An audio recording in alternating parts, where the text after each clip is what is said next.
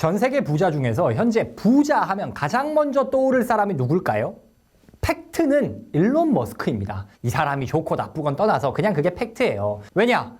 검색이 많이 된다는 건 이 사람이 유명하고 인지도가 있다라고도 볼 수 있지 않겠습니까? 근데 구글 트렌드라고 구글에서 얼마나 많이 검색되는지를 볼 수 있는 사이트가 있는데 제가 거기에 일론 머스크, 워런 버핏, 빌 게이츠, 제프 베조스 등등 다 쳐봤거든요. 일론 머스크가 압도적입니다. 일론 머스크랑 비벼볼 만한 인물이 트럼프 정도?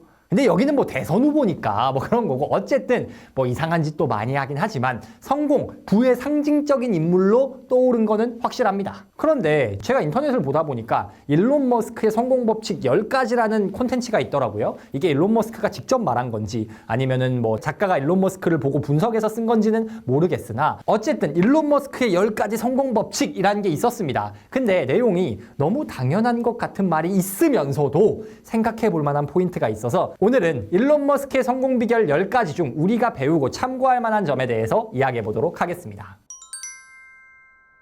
첫 번째, 그 중에 10가지 중에 뭐가 있냐면요. Don't listen to the little man 이라는 게 있습니다. 그 little man이 그 작은 남자라잖아요. 그대로만 계속하면은. 그러니까 뭐냐면은 쫌생이에게 귀 기울이지 말자라는 겁니다. 이 쫌생이는요, 그 자기 내면의 겁쟁이일 수도 있고요. 아니면 나에게 뭐라 하는 그런 뭐랄까, 겁 많은 자들. 내가 잘 되는 꼴을 못 보는 쫌생이들. 이렇게 생각할 수도 있을 겁니다. 많은 사람들이 새로운 도전을 앞두고 나서요, 조언을 구합니다. 내가 이거 하려는데 어떻게 생각해? 내가 유튜브 해보려고 하는데 어떻게 생각해? 이런 말들을 하죠. 그런데 우리가 생각을 해봐야 되는 부분이 뭐냐면 조언을 구할 사람한테 구해야 돼요. 예를 들어서 직장 상사한테, 직장에 평생 몸바치고 있고 우리 회사의 진짜 아이콘 같은 열정 넘치는 부장님한테 퇴사 상담을 하면 그게 말이 됩니까? 평생 직장 시대에서 한 직장에서 쫙 열심히 다니시고 정년 퇴임까지 하신 우리 부모님에게 제가 퇴사하고 나면 어떻게 해야 될까요? 를 상담하는 게 맞습니까? 아니면 여러분 똑같이 그냥 직장 다니는 그냥 그저 그런 친구들이에요. 그냥 만나기만 하면 같이 PC방 가고 축구하고 뭐 그냥 이랬던 친구들이에요. 그냥 그랬던 친구들한테 내가 사업을 해보려고 하는데 이것에 대해서 어떻게 생각해? 뭐가 나올까요? 그 대화에서? 그럴 확률이 높지 않을 겁니다. 그러니까 뭐랄까, 우리가 조언을 구할 때 조언을 구할 사람을 잘 구해야 된다는 거예요. 잘못 조언 구해서 얻을 수 있는 게 없는 건 둘째 치고 뭐가 문제냐? 잘못 조언을 구하면요, 우리가 그 중에서 리틀맨한테 조언을 구할 때가 있어요. 겁쟁이들한테, 쫄보들한테, 쫌생이들한테 조언을 구할 때가 있다고요.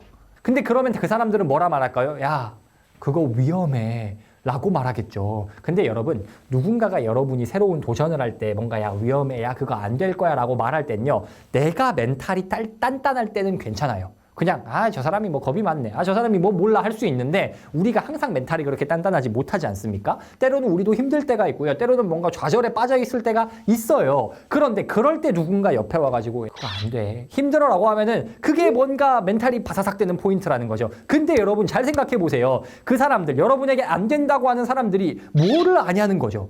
무슨 권위가 있어서 여러분이 되고 안 되고를 평가하냐는 거죠. 그리고 여러분, 그 잘 안 될 것 같다, 다른 사람들이 여러분에게 야 그거 위험해, 그거 안 될 것 같은데 하는 그 잘 안 될 것 같다의 기준이 보통 뭐냐면요,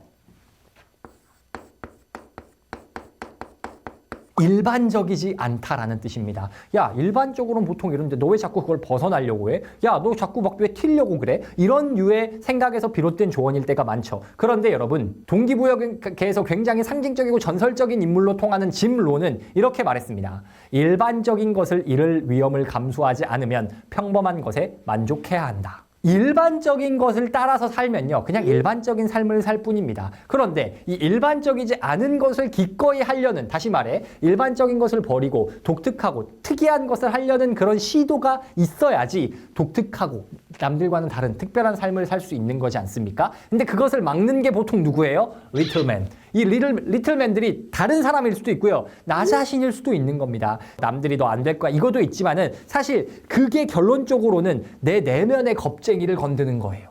남들이 안 된다고 말할 것 같으면은 나도 원래 좀 안 될까 뭐 의심하고 있었으니까 그게 더 커지는 거죠. 그런데 그 겁쟁이, 그 쫄보, 그 쫌생이들의 말에 귀 기울이면 안 됩니다. 그게 남이든 나 자신이든 간에. 일론 머스크가 새로운 도전을 하려고 할 때 스페이스 X로 뭐 화성에 사람을 보낼 것이다 아니면은 뭐 뉴럴 링크로 뭐 한다고 한다 했을 때 사람들이 안 된다는 사람이 얼마나 많았겠습니까?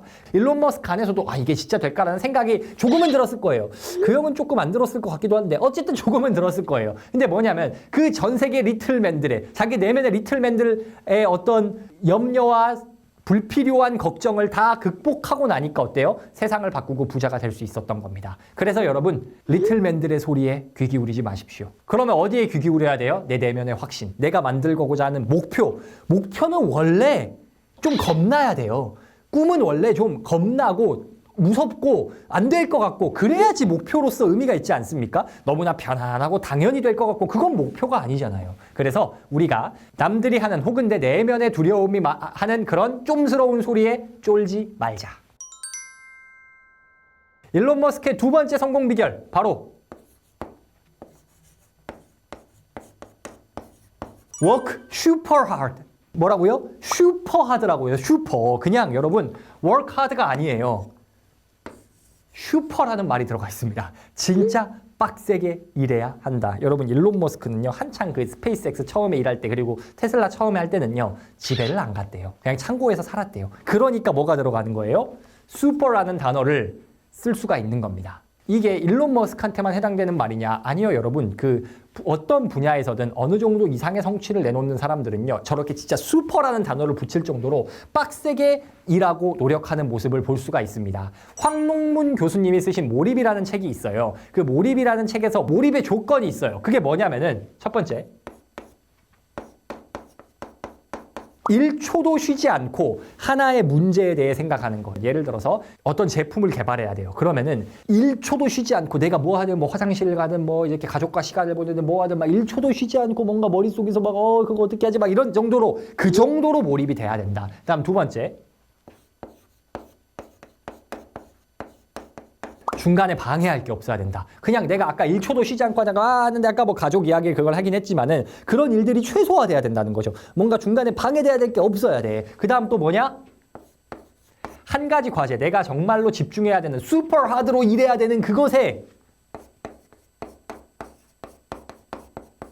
1주 이상 몰입할 수 있는 환경이 있어야 된다. 그러면 여러분 어때요? 1주 이상 한 가지 일에 중간에 어떤 일도 방해받지 않고 1초도 쉬지 않고 그것만 생각하고 와 하고 있다. 이게 일반적인 워라밸을 지키면서 할 수 있는 일입니까? 아니잖아요. 그냥 여러분이 워라밸 지키면서 뭐 예를 들어서 일일 8시간 그냥 그것만 일하면서 그냥 날라라게 한다. 이거는 슈퍼라는 단어를 붙일 수가 없어요. 워크 하드 정도는 될 수 있겠죠. 근데 일론 머스크는 뭐라고 말하냐? 일론 머스크 그리고 인생은 뭐라고 말하냐? work super hard.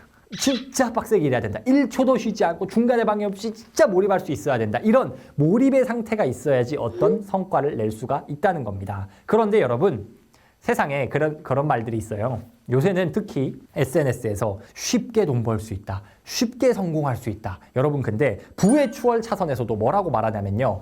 빠르게 부자는 될 수 있다. 근데 쉽게 부자 될 수는 없다. 라고 말해요. 여러분 우리가 일론 머스크까지는 아니더라도 뭔가 성취를 하고 싶어요. 그러면 어떻게 해야 됩니까? 당연히 힘들 걸 각오해야 돼요. 근데 SNS 상에서 워낙 사람들이 그런 걸 원하다 보니까 편하게 쉽게 부자 될 수 있다라는 메시지가 나갈 때가 많습니다. 야 이렇게 하면 쉽게 돈 버는데 개꿀, 자동화 수익, 파이프라인. 과연 그럴까요? 여러분이 구조를 잘 만들어 놓으면 자동으로 돈이 들어오는 경우가 생길 수 있죠. 근데 그거를 만들기 위한 과정은 work super hard. 진짜 만만치 않을 것이다. 쉽지 않을 수 있다. 그 각오가 되어야지, 그 정도로 쏟아부어야지 우리가 성공할 수 있다라는 것을 일론 머스크의 삶과 이 메시지를 통해서 배울 수가 있는 겁니다. 일론 머스크의 성공 비결 세 번째입니다. 바로 Focus on signal over noise잖아요. 그러니까 신호에 집중해야지 노이즈, 소음에 집중해서는 안 된다. 어떤 징조, 어떤 일이 벌어지는 사인, 시그널과 소음은 다르다라는 겁니다. 예를 들어서 부자 되는 거, 투자하는 거에 대해서 살펴볼게요. 여러분 투자되는 데는요. 징조가 있고요. 소음이 있습니다. 징조는 뭐냐면은 예를 들어서 전세가율이 올라간다든지 아니면 금리가 막 흐름이 바뀐다든지 사람들 어디에 자금이 몰린다든지 이런 게 뭐예요? 뭔가 부의 이동이 일어나고 있는 그런 신호입니다. 그리고 그런 신호를 보면서 야 이거 앞으로 경제가 이렇게 될 것 같은데 라는 전망까지도 할 수 있어요. 근데 야 이렇게 될 거니까 우리는 다 망할 거예요. 이거는 소음입니다. 야 상황이 이렇게 되는데 막 그런 걸 투자한다고 야 그거 너무 리스키한 거 위험한 거 아니야? 그건 뭐예요? 소음입니다. 여러분 우리가 세상에는요 어떤 현상과 문제가 있을 때가 굉장히 많습니다. 어떤 현상이 생겼고 어떤 문제가 발생했다. 이건 뭐예요? 징조죠. 시그널입니다. 그런데 그러니까 망할 것 같아요. 그러니까 나는 못해요. 이런 걱정은 뭐라고요? 소음이라고요. 문제는 그냥 시그널이 발생하면 그걸 그냥 해결하면 될 뿐입니다. 자, 다시 한번. 징조는 뭐라고요? 어떤 문제가 생기는 거는 징조다. 근데 소음은 뭐예요? 걱정이다. 이게 바로 징조와 소음을 구분하는 첫 번째 기준입니다. 징조와 소음을 구분하는 두 번째가 있어요. 그게 뭐냐면 바로 본질과 비본질입니다.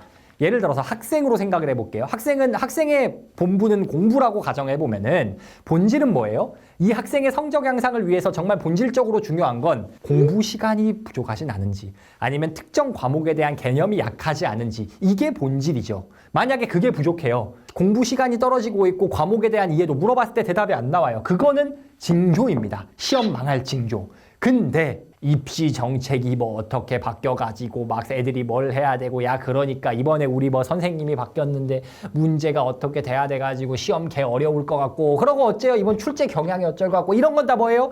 소음이에요. 왜? 그거 하느라고 본질에 공부 시간이 안 들어가지 않습니까? 그래서 학창 시절에도 보면 공부 제일 못하는 애들이 입시 정보, 입시 뉴스에 그렇게 빠삭한 애들 출제 경향이고 뭐고 막 선생님의 성향이고 막 분석하는데 그거 하느라 공부 안 하는 애들 그런 애들은 다 망합니다.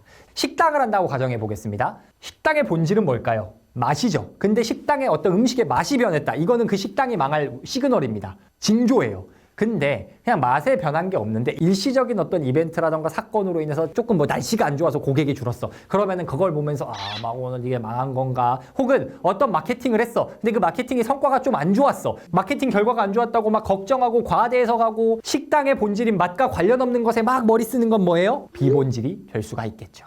일론 머스크는요, 이 신호에만 집중을 했습니다. 신호는 뭐냐? 전기차 시대잖아요. 테슬라가 지금 전기차 시대를 열어 제꼈지 않습니까? 근데 그 전부터 장기적으로 환경적인 관점에서 전기차가 대세가 될 수밖에 없다라는 것을 봤어요. 왜? 환경에 망가지고 있는 시그널이 있었거든. 근데 그 위에 어땠어요? 노이즈가 엄청 많았죠. 전기차 시대 안 될 거다, 뭐부터 해가지고 뭐 어쩌고 아무튼 노이즈, 소음, 걱정이 엄청 많았는데 그런 거 무시하고 어땠어요? 직진하지 않았습니까? 그래서 지금의 테슬라, 스페이스X를 만들 수 있던 거죠. 시그널, 징조에 집중해야지 소음에 집중해서는 될 일도 안 된다는 겁니다. 오늘은 일론 머스크의 10가지 성공 비결 중 우리가 참고하고 배워볼 만한 3가지를 살펴봤습니다. 첫 번째, Don't listen to the little man. 겁쟁이, 쫌생이들의 말을 듣지 말자. 그게 다른 사람이든 내 내면의 겁쟁이든지 간에 근거 없이 그냥 안 될 거다, 걱정하다, 일반적인 것을 벗어났다 이런 소리에 귀 기울이지 말자. 두 번째, work super hard. 진짜 빡세게 일하자. 진짜 빡세게 일한다는 게 어느 정도냐? 워라밸을 챙기는 게 아니라 일과 삶이 완전히 일치되어서 내가 원하는 목표에는 온전히 집중할 수 있는 거. 그 정도를 하지 않을 거면은 완전 큰 성공까진 바라지 말자. 큰 성공을 바라고 목표가 크다면 어떡하자? 그만큼 하자. 마지막, focus on signal over noise입니다. 징조에 집중해야지 소음에 집중해서는 안 된다. 그 말은 문제가 발생했으면 그 문제를 해결하는 데 집중해야지 그에 대한 걱정을 생각해서는 안 된다. 본질적인 것에 집중하고 본질적인 것의 변화를 봐야지 짜잘한 변화에 걱정하고 염려할 필요가 없다. 여러분은 어떠신가요? 여러분은 혹시 어떤 도전을 할 때 내면의 겁쟁이 혹은 다른 사람들이 하는 말 때문에 그래 그거 안 되겠어 하고 포기하고 있지 않나요? 혹은 슈퍼하드라고 말할지 못할 정도로 그냥 적당히 설렁설렁 일하고 있진 않은지, 그리고 내가 정말 본질적인 문제와 핵심적인 것에 집중을 해야 되는데 비본질적인 것, 짜잘한 것, 걱정할 것 이런 것들에 집중하고 있지는 않은지 한번 스스로를 돌아보시면 좋을 것 같습니다.